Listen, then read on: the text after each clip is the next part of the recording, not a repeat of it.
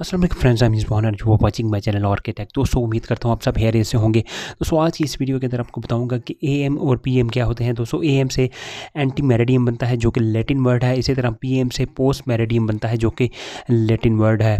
अगर हम एएम की बात करते हैं तो ये रात के 12 से लेकर दिन के 12 बजे तक का टाइम है होता है, इसको एएम से ज़ाहिर करते हैं। इसी तरह जो दिन के 12 से लेकर रात के 12 बजे तक का टाइम होता है इसको हम पीएम से ज़ाहिर करते हैं। दोस्तों रात का जो एग्जैक्ट 12 का टाइम होता है हम इसको मिडनाइट भी बोल सकते हैं।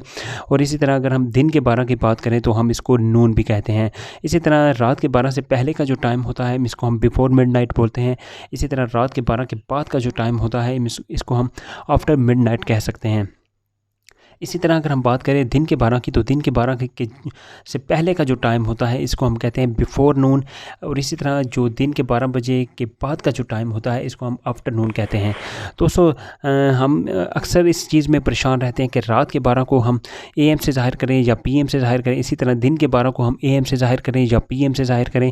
तो इसकी कन्फ्यूजन मैं दूर कर देता हूँ। अगर ये कन्फ्यूजन दूर हो सकती है अगर आपकी रात के 12 और दिन के 12 को आप एएम और पीएम से ना ज़ाहिर करें। दोस्तों अगर आप रात के 12 की बात करें तो आप कह सकते हैं कि मिडनाइट। और इसी तरह अगर आप दिन के 12 की बात करते हैं तो आप कह सकते हैं नून।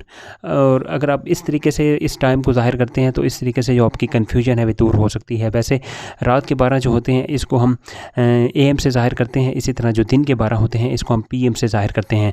दोस्तों यही थी आज की वीडियो। उम्मीद करता हूँ वीडियो अच्छी लगी होगी। अच्छी लगी तो लाइक कीजिए, दोस्तों से शेयर कीजिए। मज़ीद अच्छी वीडियोज़ के लिए इस चैनल को भी सब्सक्राइब कीजिए। Thanks for watching. अल्लाह हाफिज़।